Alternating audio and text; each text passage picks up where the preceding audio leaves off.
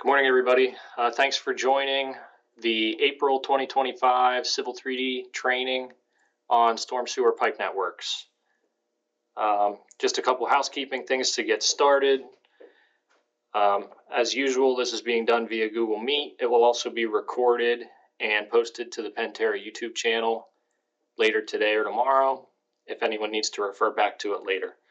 Since it is on Google Meet, if anyone has any questions, please feel free to put them in the text chat, or if you do and I miss it, feel free to unmute and ask, and we'll make sure we get as many questions answered as we can.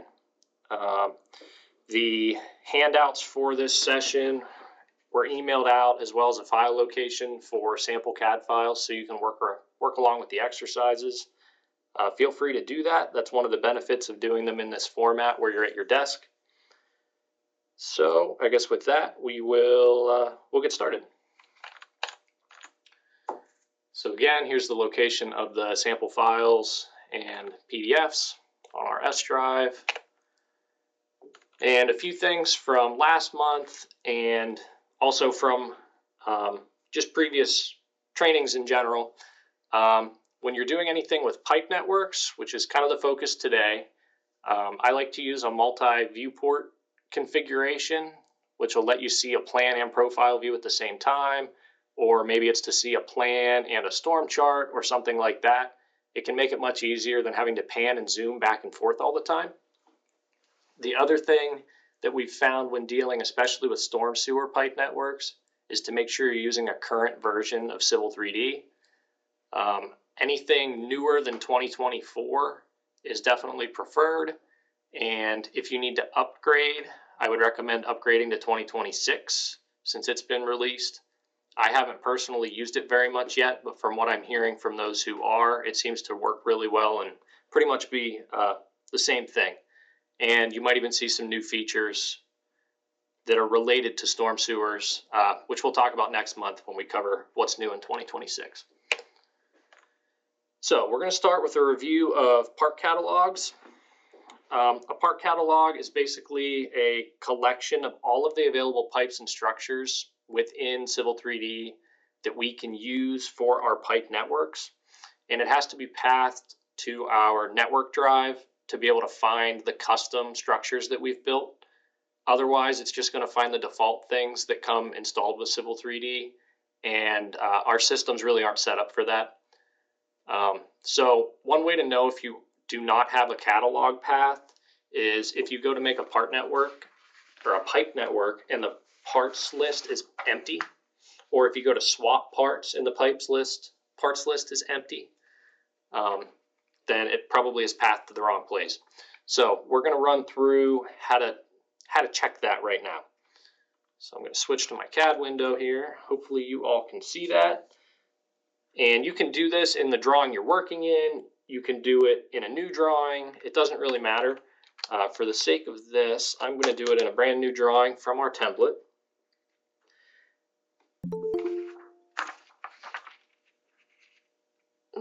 Somebody's trying to join the call.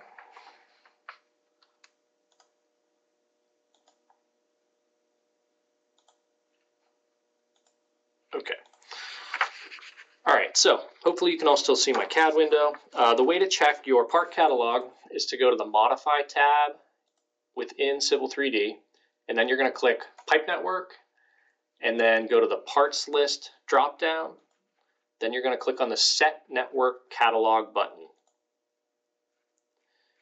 What you should see, if it is pathed correctly, is the S drive, S design, Pantera CAD standards, so on. If it is not correct, you're probably going to see that it's pathed somewhere to your C drive. The other thing you need to check is whether the structure catalog has the Pantera structures. Sometimes it will reset itself and it'll be US Imperial structures, which do not have all the things that we need for our pipe networks to work. So that's how you check that out. And you definitely want to make sure you do that before you start making a new pipe network. Okay, so a few things to try to do before you start to make a pipe network. you want to make sure you have your site graded and that you have a good surface, because you're going to use that to set your tops. You're also going to use it to make sure you have cover over your pipes whenever you do your profiles, all that good stuff. I usually like to put some kind of a marker where I want all of my inlets whenever I do the grading in the MD. That way, when I make a storm MD and start to put my inlets in, it's easy because I can just snap to whatever the markers I used are. I usually use circles, or I'll just use the inlet blocks that are in the template already.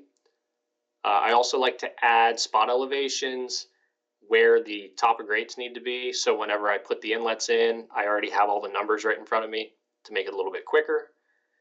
And then last, once all that stuff's together, I make the actual storm MD and I set up data shortcuts for the existing and proposed surfaces. Okay, so once you have all that done, we're going to actually create our pipe network. So the first thing we're going to do is place and position all of the inlets. One of the important things to remember whenever you are moving and rotating inlets is to use the O-snaps and not the grips for the structures. The reason I say this is because those grips are all based on the center of the inlet box. So if you're using a type C inlet that's made to go along a curb and you use that grip to rotate it, suddenly you're not going to be on the curb anymore. But if you just use the normal CAD rotate command, you can grip and use reference to rotate and keep it on the curb line, and it just makes it much easier. So once we get our boxes in, the next step is going to be to place and connect all of our pipes. One thing that is really important for storm especially is to make sure you draw your pipes from upstream to downstream. And I always start drawing with 15-inch pipes because that's typically our minimum. And then if they need upsize from there, it's easy enough to do that. After you get your pipes in, you go back through the network and you reset the connection points on all of your boxes so that it is connecting to the wall of the box, because by default, Civil 3D likes to connect the pipes to the center of the box, which we don't want because it makes the pipe lengths incorrect labeling wise, and that messes up your slopes. One thing to note when you do that, if you drag the pipes to the wall to connect them, you want to turn off your object snaps, because sometimes it will miss the grips, which I'll show for where it has to connect. It'll grip with object snaps somewhere on the block instead of using the intelligent grips for the pipe network. And then something new that we haven't talked about before is how to set endpoints for the pipes that are connected to round manholes, if you have any for storm, and we'll show how to do that. And then the other thing you want to set up are null structures for culvert ends and outfalls so that they can be shown in your storm charts whenever you get to that point. So after that is all finished, you can set your top of grade elevations. When I do this, I typically like to type in the tops instead of letting the surface set them for me. The reason being, it always uses the elevation at the center of the inlet box, which, similar to what we talked about before with the grips, if your grate is not centered on the inlet box, that elevation will be incorrect. So if you remember, one of the things I talked about when we set up initially is to put spot elevations where your grates need to be set. So then whenever I do it, I already have all those numbers. So when I go to set the top of grates, all I have to do is look at the plan view and type in the numbers that are in those labels. The other reason I usually don't have it automatically set it off of the surface is that if something inadvertently goes wrong with that surface, it's going to mess up all of your storm sewer. It could move the tops of inlets, it could move inverts, it could really kind of cause a mess. So I like to leave them manually done so that I have more control over what's happening. So after the tops are set, we're going to set our inverts. A general rule that we like to use when we do that, since we're going to use 15-inch pipes as a starting point, we set the minimum depth of the highest invert in the box to be 3.25 feet below the top of grate. That will give you 2 feet of cover over that 15-inch pipe.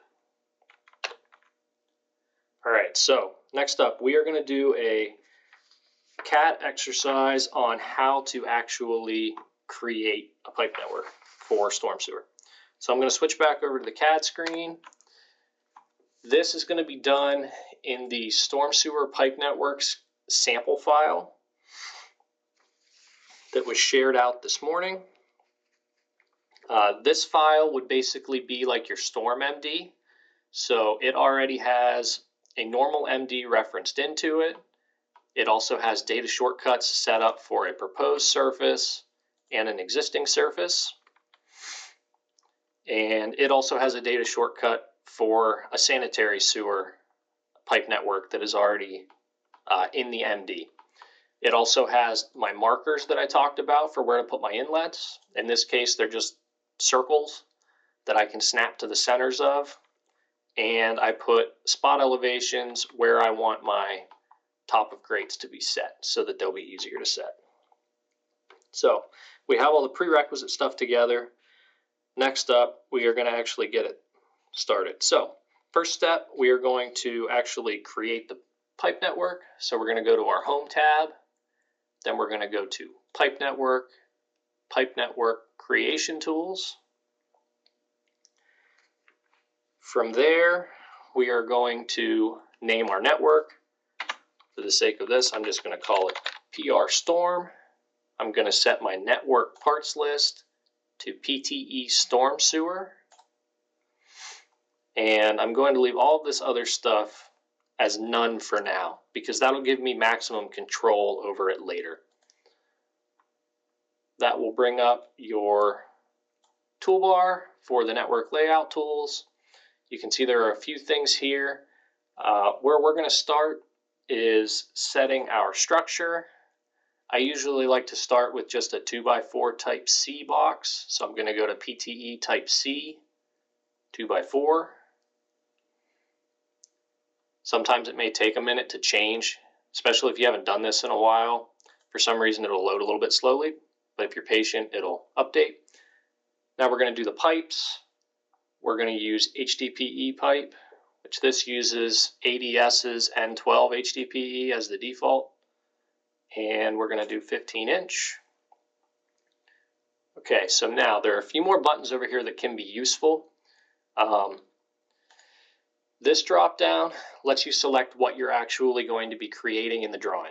So by default, it uses pipes and structures, or you can do pipes only, or you can do structures only. I'm going to do structures only for this, and then I can just go around and I can start to snap to my points. So I'm going to go around, click a few of these.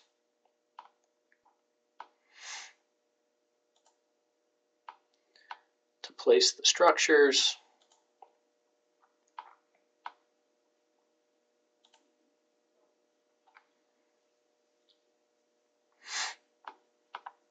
Where all of my circles are.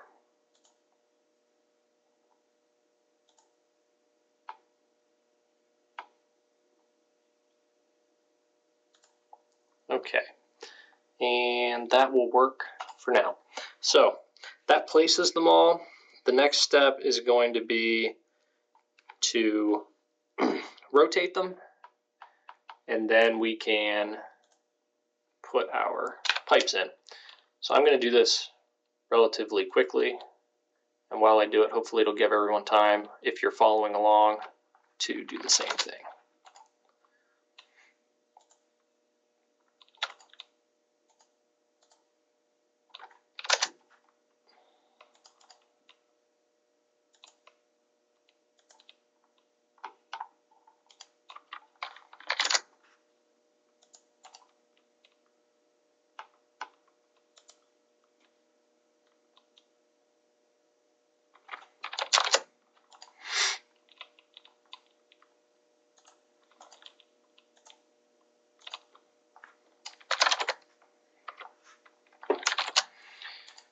If you are not following along and you're just watching me do it, notice that like I said earlier, I'm just using normal CAD commands and I'm moving and rotating them as if they were blocks.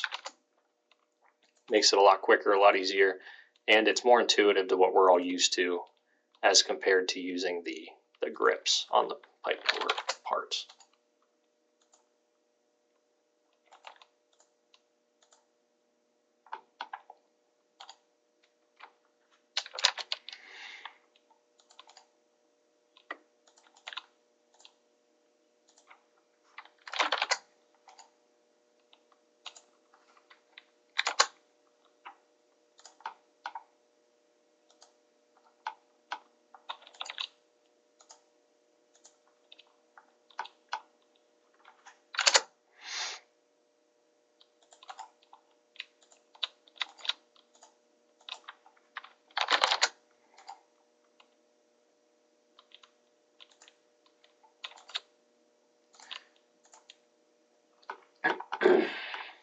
So while I'm finishing this up, if anyone has any questions about anything so far, feel free to throw it in the chat or to unmute and ask.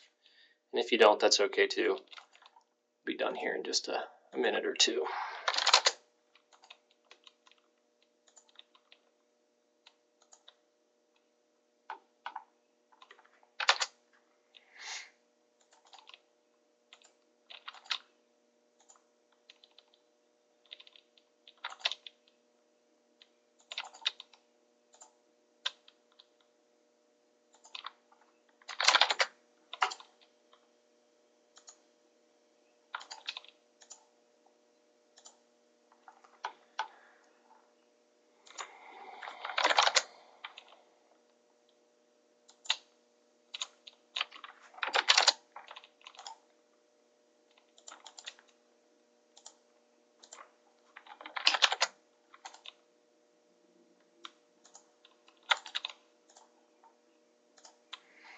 Okay, so I have all the structures in, rotated, placed as they need to be. The next step is going to be to draw our pipes.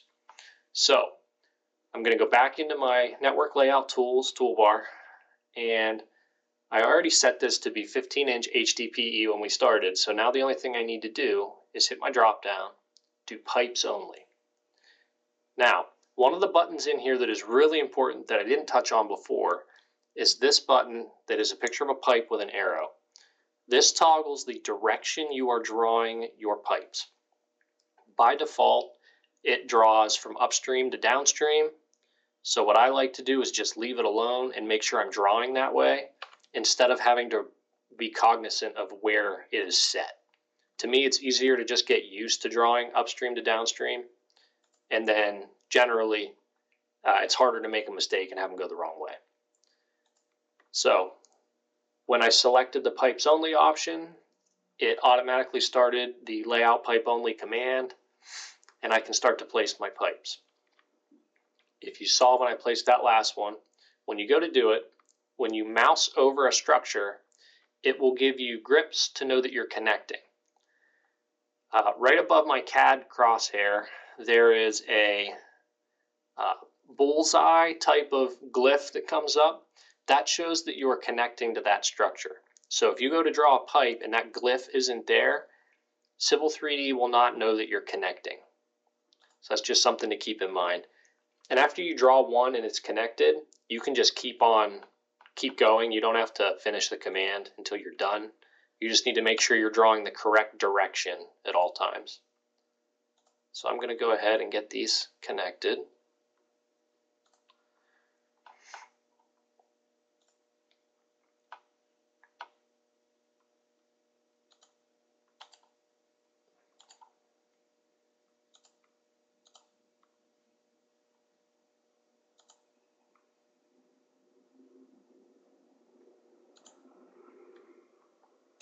Okay, so now I have 15-inch pipes connecting everything. They're drawn from upstream to downstream, and the next step is going to be to reset the connection points on the boxes so that the pipes are connecting to the walls instead of the center of the box.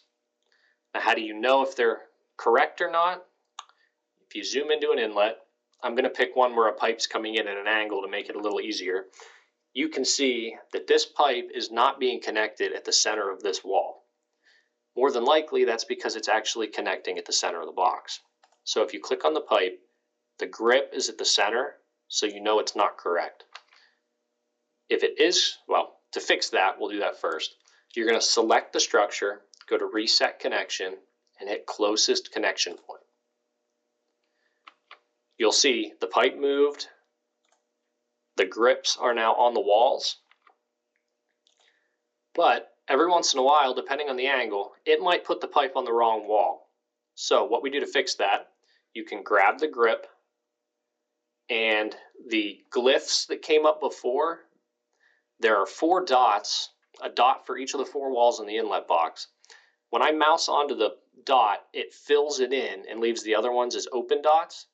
That's how you know which wall you're telling it to connect to. So I want it to connect to the long wall on this box because of the angle. So I'm just going to mouse over that one till the dot fills in and click, and it will connect it there. You don't need to reset the positioning of every box, but when you make a new network, you do need to reset the connection to the wall on each box.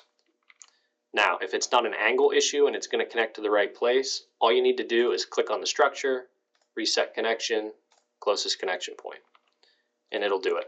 So we're going to go through and do that for all of these boxes real quick, and then we can move forward from there. Another way to do it, if you're one of these right-click type of people, instead of using the ribbon, you can select the structure, right-click. You can reset connection to closest connection point, does the same thing. So this one has a similar angle issue, so I'm going to move it to the long side of the box. So I'm just going to go through and finish resetting these. Feel free to do the same thing as you follow along, and we will move forward from there.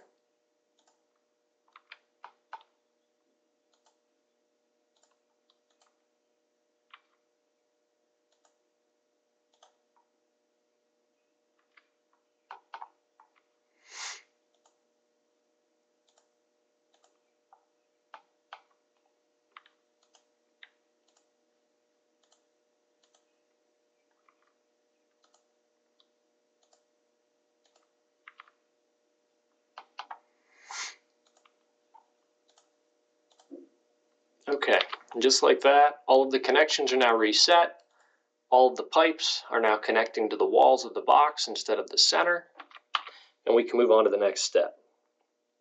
So the next step is going to be to set the top of grade elevations. The way we do that, we click on the box, right click, go to Structure Properties, and that brings up the Structure Properties dialog box. Within this, there are a few things you can do. The Information tab is where you can set the description for your inlets that'll be shown in the storm chart, and where you can name your inlets. The Part Properties is where you're going to set your top of grade elevation. The Connections show any pipes that are connected to the box and the inverts of those pipes. And in the case of storm sewers, we don't really get into catchments or rules. So really, the bulk of your work is going to be in Connections and Part Properties. But we're on the step of doing top of grades, so we're going to go to Part Properties. We're going to make sure under the Insertion Rim Behavior section, we're going to make sure the Automatic Surface Adjustment is set to false. And we're going to type in the elevations that were shown in my spots from my surface. So I'm going to go through and do the structure properties and set all of those.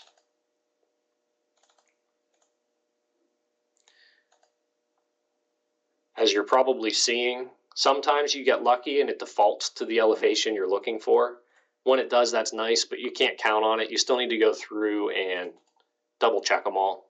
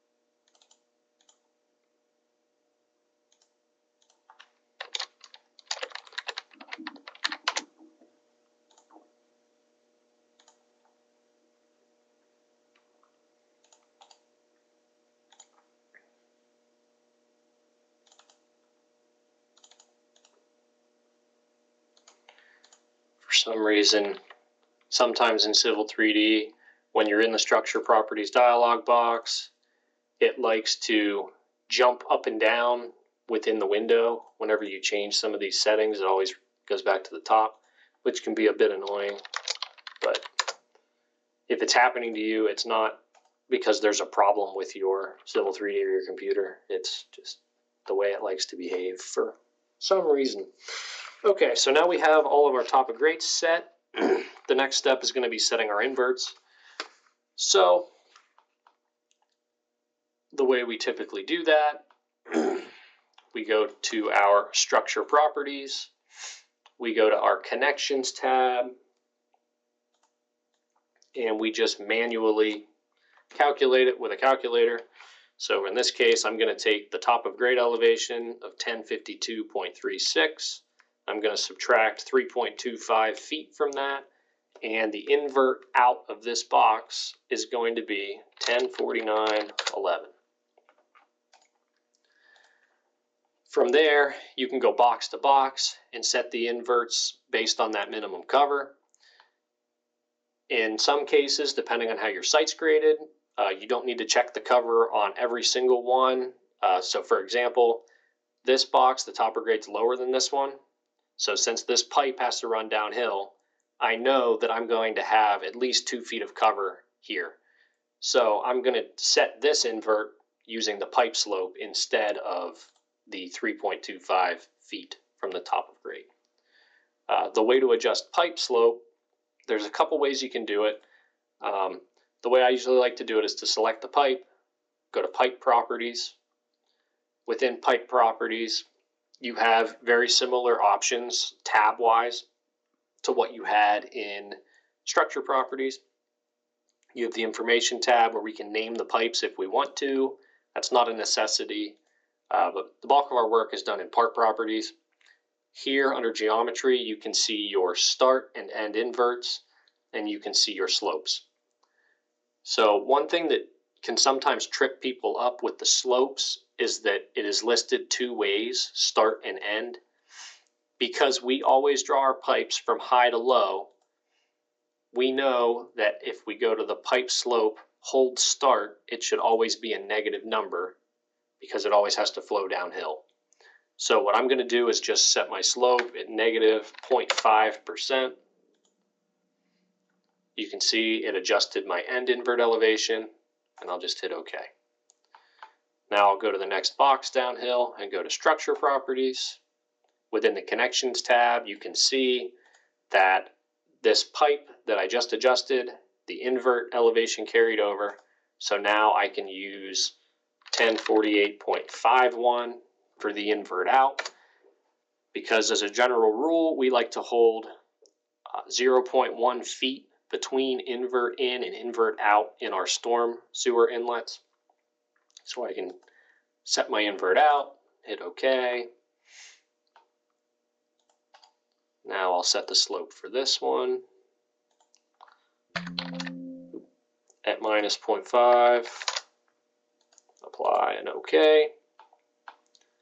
I'll go to the box, structure properties, make my 10th of drop, so 1047.83, apply and OK, and so on down the line. So I'm going to do these quickly.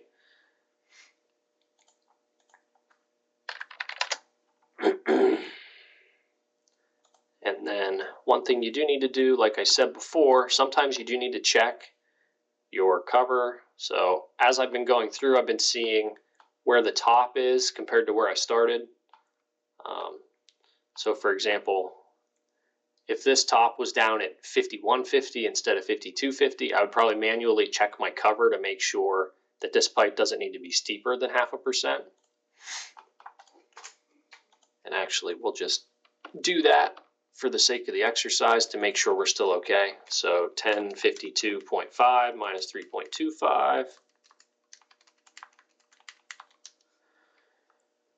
The inverts should be at least 1049.25. We're well below that, so we can keep on moving as is. So we'll just keep moving down the line. I'm going to go through these quickly in the interest of time. Okay, I see a question here in the chat. Someone asks, do you have to reset every box individually, or can you select multiple boxes? Unfortunately, you do need to select them all individually to reset them. But one thing you can do, in Civil 3D, you can repeat your last command by using whatever key you use to accept your commands. So, for example, I think by default it's spacebar and enter will do this. Repeat the last command. So if I reset the first one, that becomes my last command, and then I can just hit spacebar, enter, click the next box, spacebar, enter, click the next box. It ends up not being too bad, but it will take you maybe 5 or 10 minutes if you have a really big network. For most of our land development type projects, it's not that big of a deal, and you can run through them, in a minute or two. The worst part is when you have to reset, like move a connection from wall to wall, but you're going to have to do that individually anyway. So it ends up kind of being a wash as far as time. And it forces you to look at them, which to me isn't a bad thing. But that's a great question.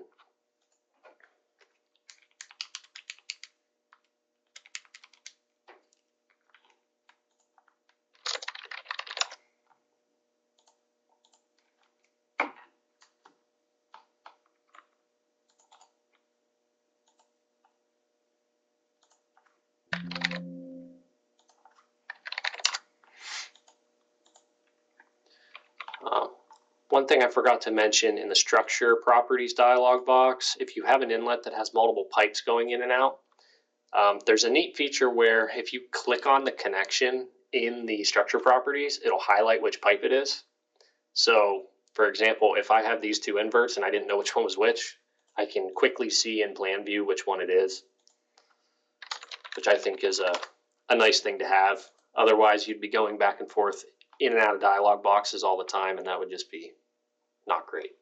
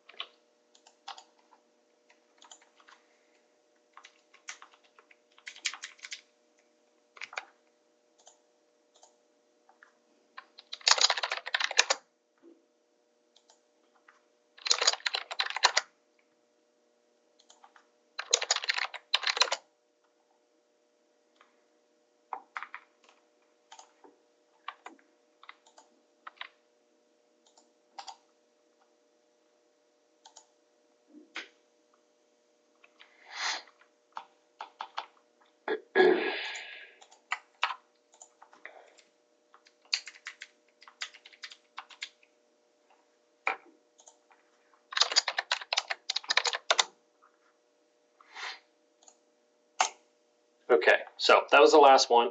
I now have a pipe network that has structures, pipes, topogrades set, and pipe inverts and slopes all set. So you have basically everything you need to move forward with your design of the network as far as doing profiles, storm charts, all that fun stuff. So from that, we're going to move on to our next slide. So I'll switch back over. Save my drawing real quick first. Okay. So next thing is going to be profiling storm sewers. There are a few steps to this. The first thing I like to do is create an alignment to work from. You can do that either from network parts or from a polyline. A lot of times I like to do it from a polyline just because I find it easier to control where the PIs go. But either option really works. It's kind of a personal preference, and I'll show you how to do both ways here in a few minutes. Okay, so after you have your alignment, you're going to create a profile and draw parts in it, which we're going to go through. One quick note, we are not always required to profile storm sewer for our plans. There are a few municipalities now who do require it. There are also some specific clients that require it. So it's a good thing to do. When you're using pipe networks, it's not a real tedious process to do it. So depending on the project, it may be worth doing it just to have it in your StormMD to design off of, to check cover, check crossings, all that stuff. I think it's generally a good idea and worth the time because it's not a huge investment in the time anyway. And it helps you verify that everything's accurate and the way it should be. Okay. Oh, and then usually for residential subdivisions, because we are profiling streets along the center line, we don't typically need to do profiles of storm sewer for that, other than maybe cross lot runs. So we're also going to show how to add your storm sewer pipe network parts to a road profile, even though that road profile isn't based along the center line of your storm. So we're going to show that here in a few minutes as well.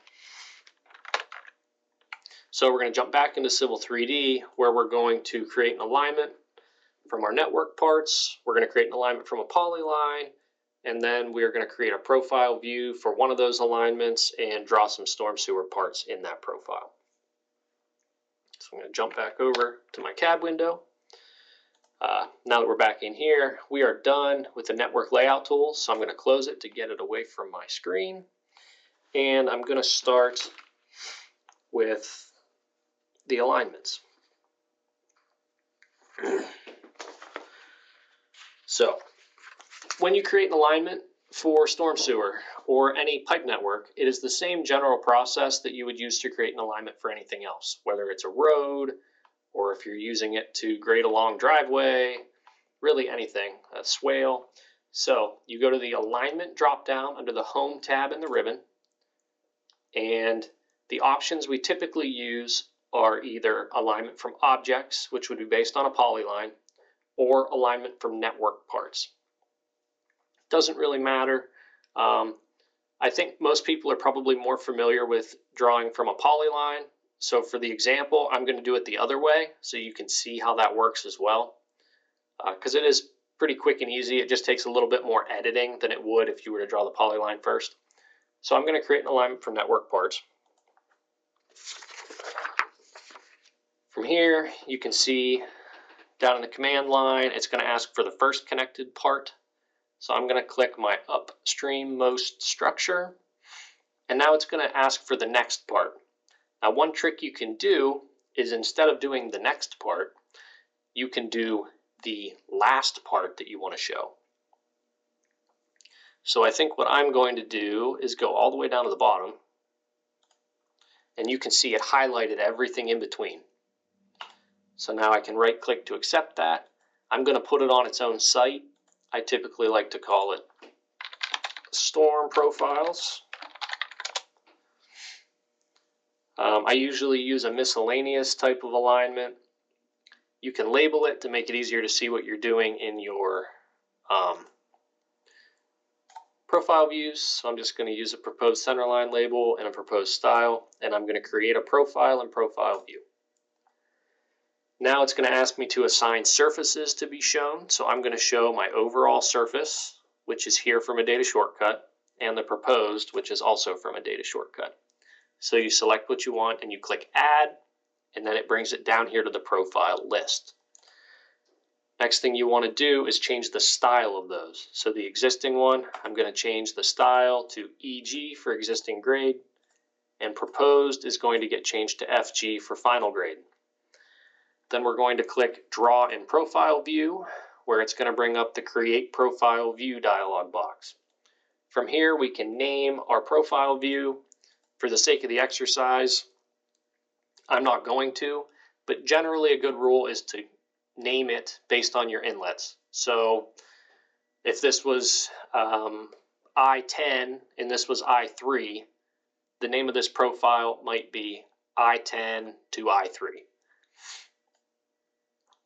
One thing you definitely want to change is the profile view style. We're going to use our standard land desktop profile view left to right. Then you click next. We're going to leave station range at automatic. I usually change the profile view height to be user specified. And for now, I'm going to go with the default values until I see what it looks like. But this gives me the flexibility to change it later. Otherwise, if you use automatic, it picks weird numbers to start and end with, and it just makes your profiles look messy. I like to have it start on even increments and end, and then I can have the height be an even increment as well.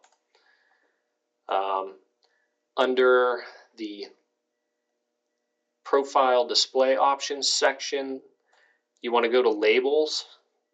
Sometimes they're set to standard by default. If they are, you can change those to be no labels. This is just labeling slopes along the finished grade and existing grade. And if you've ever created a profile view with them turned on, you know it's a huge mess and you end up deleting them anyway. So I usually set them to no labels so that I don't have to go through and delete them. The next thing we're going to do is tell it which pipe network parts to add. By default, it's going to select the ones that are selected when I made the alignment. That's one of the benefits of making the alignment from the network parts. If I were to do it from a polyline, I would manually select which ones I want to have shown. So since they're already selected, I'll hit next. Under data bands, I'm going to do EGFG elevations and stations, leave profile 1 as existing, and make profile 2 proposed. And then I'm going to hit create profile view. Next, it's going to prompt me for a location. I'm going to put it up here. And you can see that it makes a nice profile view. It draws our structures and our pipes along that alignment that we had specified before. So at the beginning, I talked about using a multiple profile view or a multiple viewport layout. The way to do that is to go to View in the ribbon, and under Viewport Configuration, hit the drop down. I usually like to use vertical because I think it maximizes the window sizes a little bit better than doing them in landscape. And one of the benefits of splitting it is that you can actually have a different UCS set for each one. So since this drawing is not set with north straight up and down, I can leave the plan view the way I'm used to seeing it, but I can put the profile view in world and use the plan command to rotate to show the way the profile should be. Now, you'll notice in the profile view that there's not a structure shown here. The reason for that is that the alignment that is drawn by default uses the connection point of the pipes. Now, the downside of that is this structure won't show up if the alignment isn't shown going the entire way through the structure. So what I typically do is modify my alignment to go all the way to the end of the structure, and then I have to use the geometry editor to add PIs for the pipe endpoints. The reason I put the PIs at the pipe endpoints is so that whenever you look at the lengths of the pipes, the stationing in the profile view matches the lengths in the labels. So I'm going to insert PI for the pipe end.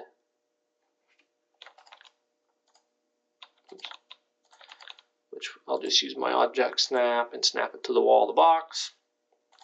So you can see now that I did that one, the box shows up as it should. So I'm going to run down through the rest of the alignment and fix that, because your other ones are only going to have one PI in them. So you can just go through and add the missing one. Takes a couple minutes, but to me it's worth doing so that your profile is more accurate, especially if it's for a profile that's going to be submitted with your plan. Everything should really match, and it'll make it easier to show if you have crossing utilities, which we're going to get into in a little bit.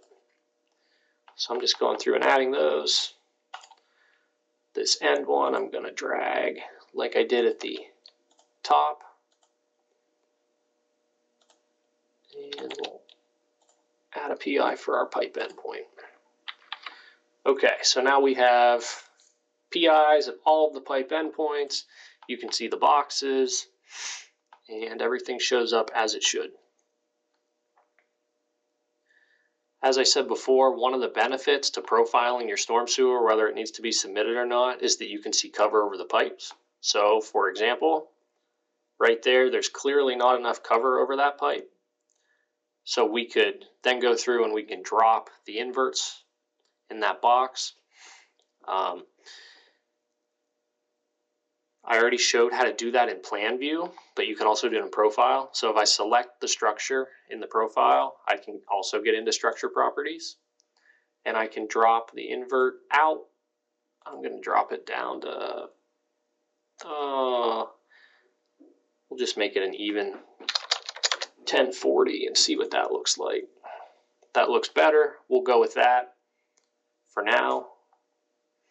Obviously, in a real project, you might take a little bit more time to figure out what that should really look like, if you need this much drop in there or not. But for the sake of the exercise, I think that's sufficient. Okay, so the last thing we're going to do for this exercise is show how to add parts in a road profile. So this is a road profile. Typically, this would be in your regular MD, not your Storm MD. Since this is an exercise, I didn't want to swap back and forth between files. So I put the road profile in here already.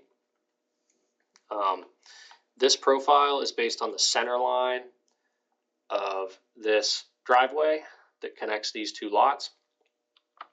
And I want to show where the storm sewer runs along it. It's really easy to add the information to it. All you have to do is select the objects that you want to have shown.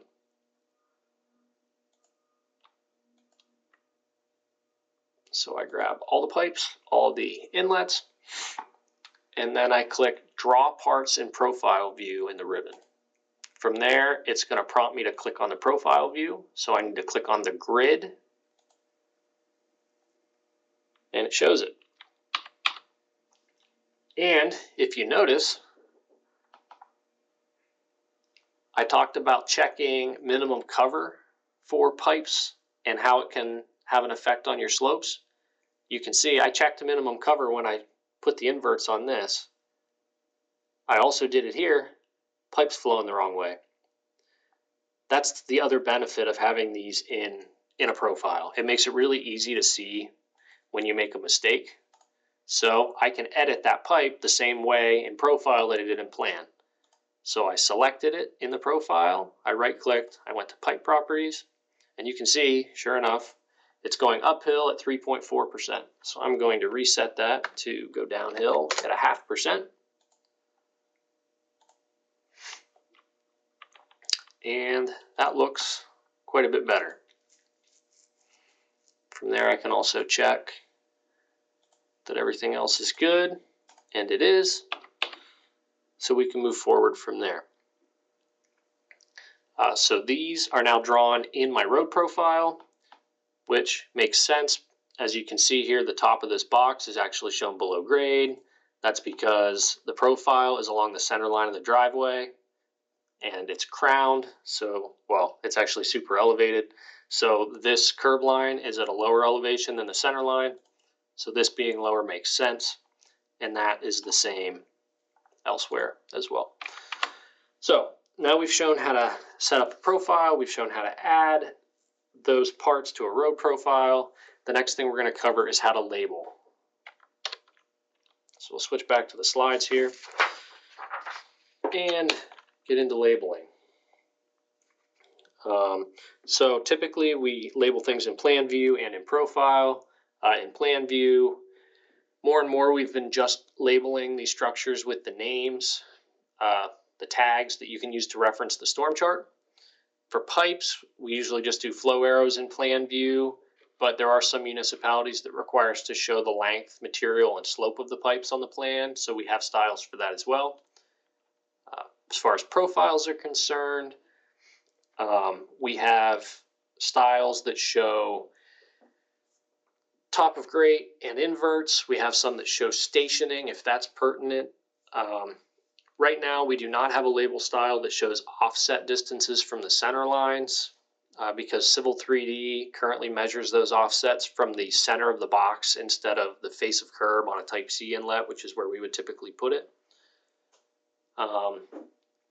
And then we can also label where a pipe crosses an alignment in a profile view. So for example, if you're profiling your storm sewer and you want to see where a sanitary main crosses it, you can label the sanitary main with a pipe material size and slope, or invert, not slope. So that's how we do that. We're going to run through and do a little bit of that. We're going to add some labels to pipes and structures in plan view, profile view, and then I'm going to show you how to show a crossing pipe and label that. So we'll do plan view first. We no longer need to be in our alignment layout tools. So I'm going to close that. And I'm going to start labeling structures. There's a few ways you can do that. Some people will just select it, right click, and add label. Oh, that's in profile that you do that. We'll show that later. So the way you're going to do it in plan view, you're going to go to the annotate tab, go to add labels. We're going to go to pipe network, single part plan, and under structure, we're going to do storm plan. Under pipe, we are going to do storm plan flow arrow, and then we're going to click add. From there, we just can start clicking. Now, you can see the style I picked for the pipe is a flow arrow. The storm plan style for the structure is actually full structure information. This one we don't use as often, but it is useful if you have a site where you only have a few structures and you don't need to make a storm chart. Then you can show it all in plan view and it has all of your information. The one that I typically use more often is the storm name only. So I'll leave that one the way it was, and I'll just select a structure here. And you can see it just makes the structure name, and when you drag it away, it puts it in a box with a wipeout. It shows structure 27 because I didn't name the inlet, but I could do that by going to structure properties, the information tab, and I could call it I6. Apply, okay, and you can see this now shows up the way we would typically put it on one of our plans. So that's how you do plan view. Profile, you can do it the exact same way using the add labels dialog box, which is typically what I like to do. You just change to single part profile, your pipe label type. Usually we use storm profile, length description, and slope rules. And then for structure, we use storm profile. And we click add.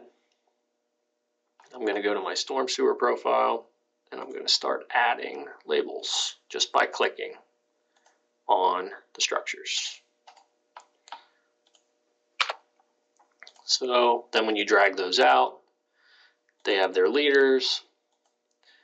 One thing you'll notice, this shows a station which has question marks beside it. That is because it does not have a reference alignment set. The way you set a reference alignment so that that label works correctly is in your properties window. So if you select the label, you can go here to the reference alignment section and set your alignment. So mine is going to be this PR Storm 1. And now you can see the center of the box is currently station 2.39 on the along the alignment. So that's how you would label those. Now I'm going to show you real quick how to add a crossing pipe to a profile. So I'm going to get my properties dialog box back out of here. And all you need to do to add it to a profile, the crossing pipe, is select it. In this case, I have a storm or a sanitary sewer main. So I'm going to click it. I'm going to draw in profile view and then click my grid. You can see the pipe. One trick that you need to be aware of when you're doing crossing pipes is that you have to change the style of this pipe. But there's a very specific way you have to do it. Because if you select it and go to structure or pipe properties and do it, it will change it everywhere in your drawing. So instead of seeing a pipe in plan view, you're going to see an ellipse or something else that doesn't make any sense. So the way we change it in a profile view is by selecting the grid, going to Profile View Properties, and then we're going to go to Pipe Networks. And there are two boxes down here that are really helpful. I like to go to Show Only Crossing Pipes when I'm at this stage, and it shows your networks. I'm talking about sanitary, so the only pipe it shows is the one that's crossing the alignment in that network. From here, you need to change the style override. If you change it under the style, it will change it everywhere, including plan view, which you definitely do not want.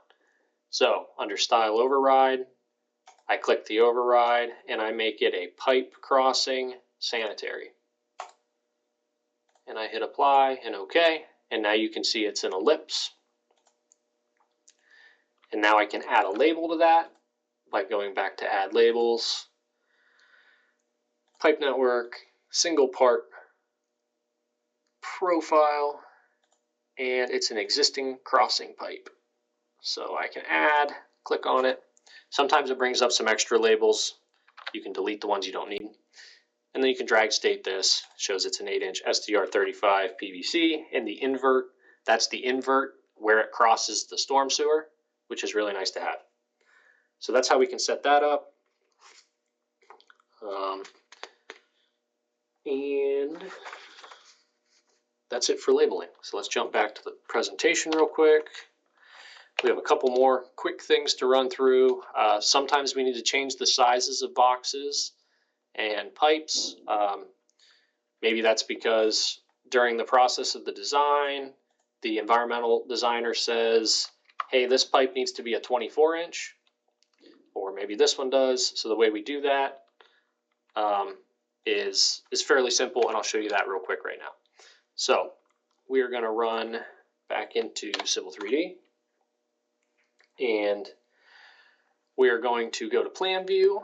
I'm going to select the pipe that I want to change the size of. So I'm going to change this pipe right here. I'm going to select it, right click, and go to Swap Part. Now I get all of the options to change. I'm going to keep it as HDPE, but I'm going to go to a 24-inch pipe. I click OK, and you can see it made it bigger in Plan View.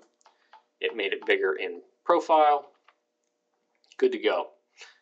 Can also see, since we have it in a profile, probably don't have the cover anymore, so I could go through and tweak that from there. The other thing you can do is swap structures. So for example, this box, let's just say that it needs to be an oversized inlet. It's the same process. So I can select the box, I can swap part, and I can change that to a 4x4 box with a type C top. And hit OK. Now, one thing that you can probably see, it held the center of the box, so it's no longer on the curb. So then I could just move it back onto the curb line to where it was before. One thing to remember when you're changing box sizes is that you need to reset your connections. So I'm going to click the box, reset to the closest point. You saw the move.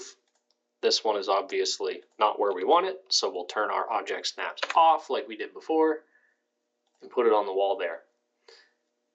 And it'll update. From there, I can go through and check my properties. So for example, for some reason, when I swapped this, it reset it to 0 for the top of grate. That's not something that commonly happens, but easy enough to fix. So we do that, we fixed it. Now you can see in here, we have our larger pipe, we have our larger box. The other thing you need to look at is if you need to fix your alignment. So for example, we're going to move this guy to where the pipes would be connecting so that it is still accurately showing everything that's going on. So that's how you can swap apart. That's how you can do pipes and structures. We also have round manholes now that you can swap to. So you can swap there under eccentric cylindrical structures. So for example, I could do maybe we'll do a 60-inch manhole with a 30-inch lid. Hit OK. You can see the blocks there. These blocks have the manhole lid shown offset so that you can show in plan where you want that to be. And then you can reset those connections to that as well if you need to. Manholes behave, the round ones behave a little bit differently. For the sake of time today, I'm not going to show how to adjust every single thing to do with those, but I will show you real quick. With the manholes, you can't use the standard reset connection because it doesn't know where the walls are, so to speak. On a square box or rectangular box, it knows to go to the center inside one of the walls.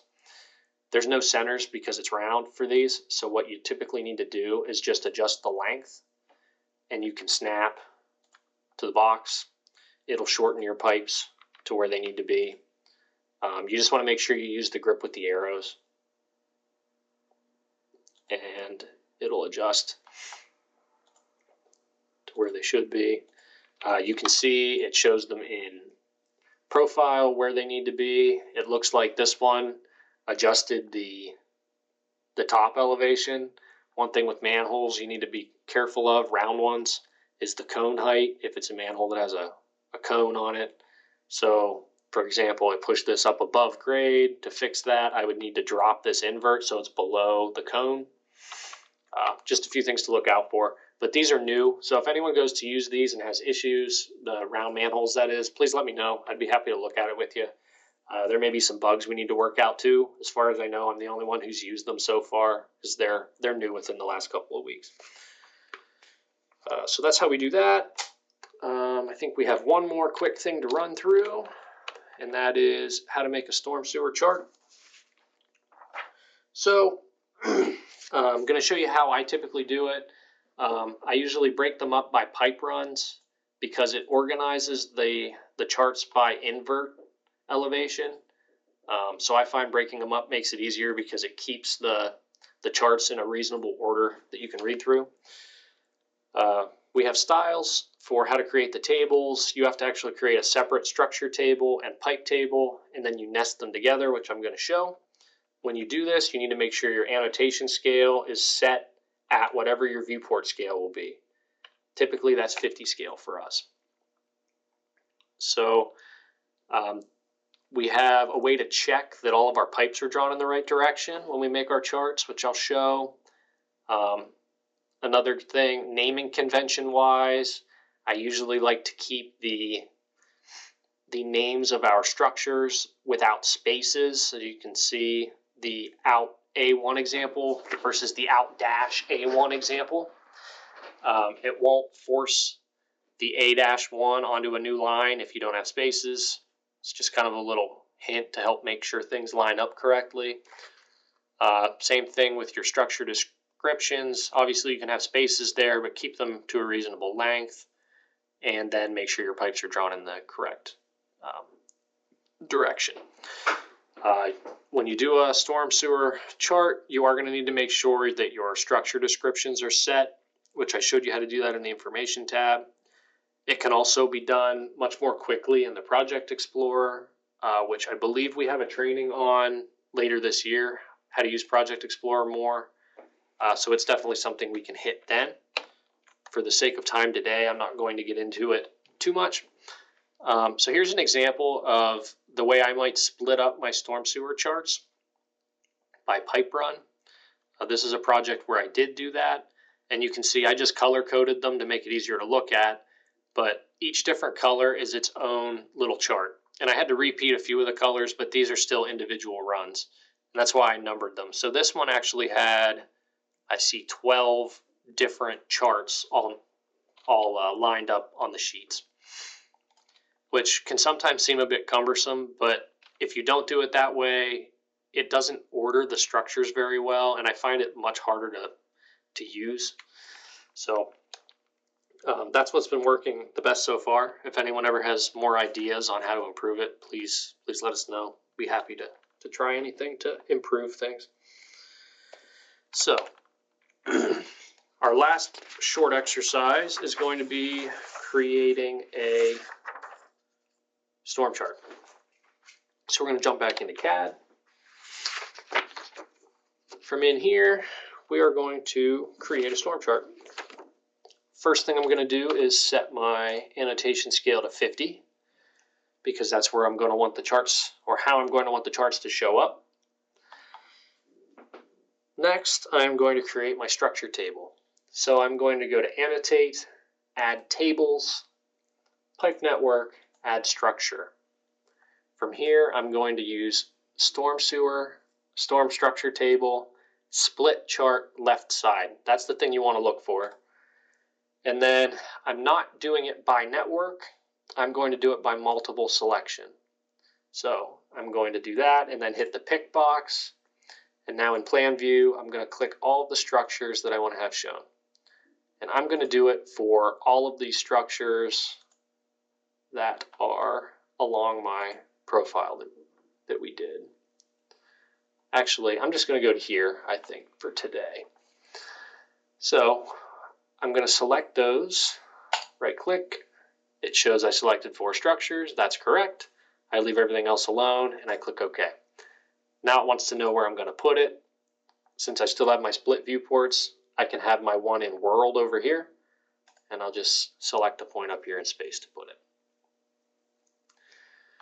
Now, I talked about naming and how that can mess things up. In this case, it is messing up the height of all of my rows. So I'm going to go through and name these inlets real fast.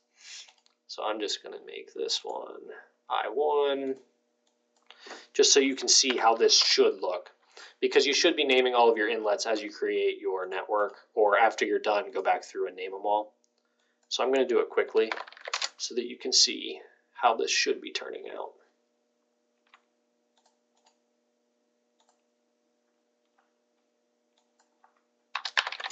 All right, so now these are all named. You can see the rows are the same heights. I am going to name this 2 because it shows up, oops, not that one, this one, because it shows up as having a pipe coming from it into I1. So we're going to make this I4.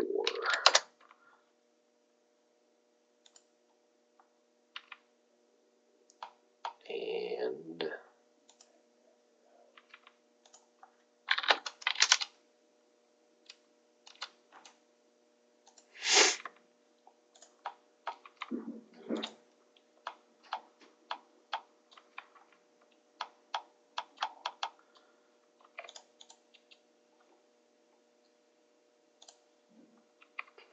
sometimes, for some reason, in the storm sewers, your charts may stick. And if they do for some reason, one thing I've found that tends to help, I'll just mark my insert point, delete it, and I'll put it back in. They're easy to make, so it's not really a big deal. It happens pretty rarely, but it's a workaround to fix it when it does. As we all know, Civil 3D sometimes behaves in unexpected ways. So sometimes having workarounds for things is good. And you can see now that the name's fixed.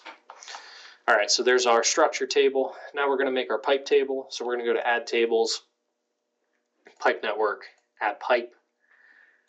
We're going to use the Split Chart Right Side option, multiple selection, and I'm going to now click the pipes that were between the structures that I had before. So there's only 3 of them. Click OK. And now I'm going to use the same insertion point that I used for the other one. Now you can see it filled in the right side of my chart with my pipe information. And it also offers you a way to check to make sure everything's drawn in the correct direction and that things are showing up in the right order. The way you check it is looking at this invert out column.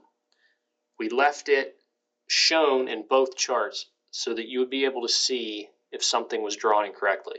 So for example, if either pipe I2 to I1 or the pipe coming out of this inlet, or either out or in, were drawn in the wrong direction, one of these inverts would overlap and it would be shown incorrectly. You also might see the pipe run going in the wrong direction. So having these overlap, if they line up perfectly, you know everything's good. So it's a good way to check. You can also set your inlet descriptions, which we did show, but you do that from structure properties. So you select your inlet, go to structure properties, and then under description, you can type in whatever you need it to be. Typically, I like to match whatever details are going on the PCSN plans. So that's all of that.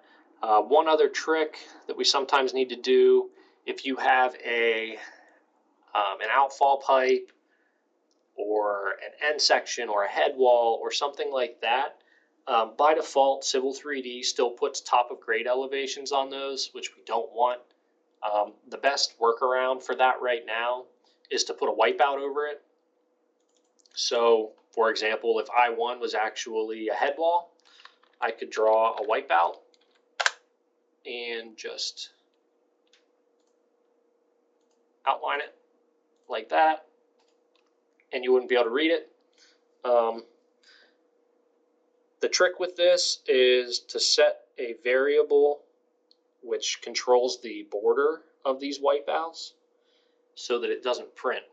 That variable is called wipeout frame.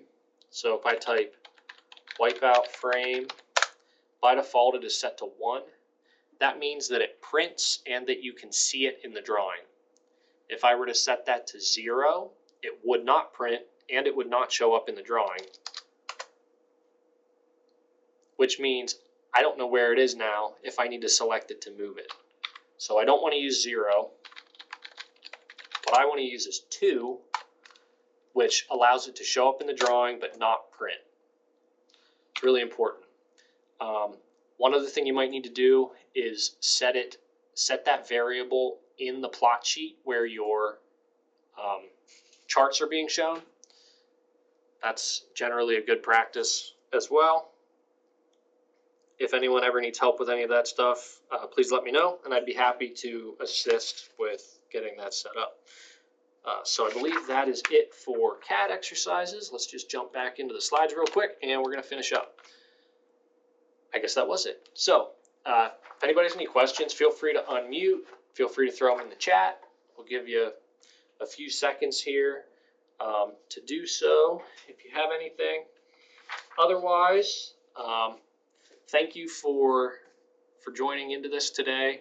If anyone has had questions as they're following along through it, or wants me to look at something in their specific drawing, feel free to ask.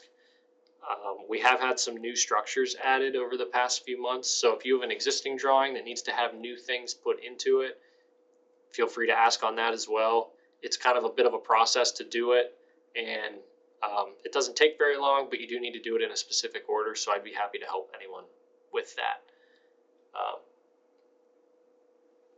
We do have a comment in the chat. Someone noted whenever you are labeling your structures, so that would be naming them, I'm assuming, to make sure you use your caps lock, because Civil 3D shows them as you type them. It doesn't default to all caps. That's a good point. Yeah, always want to use that for your structured names for sure. So thank you for throwing that in there. I don't see any other questions, so I guess with that, we're going to end it. Until next month, which is set for May 28th, we're going to be looking at vehicle tracking and what's new in Civil 3D 2026. Thanks, everybody. Have a great day.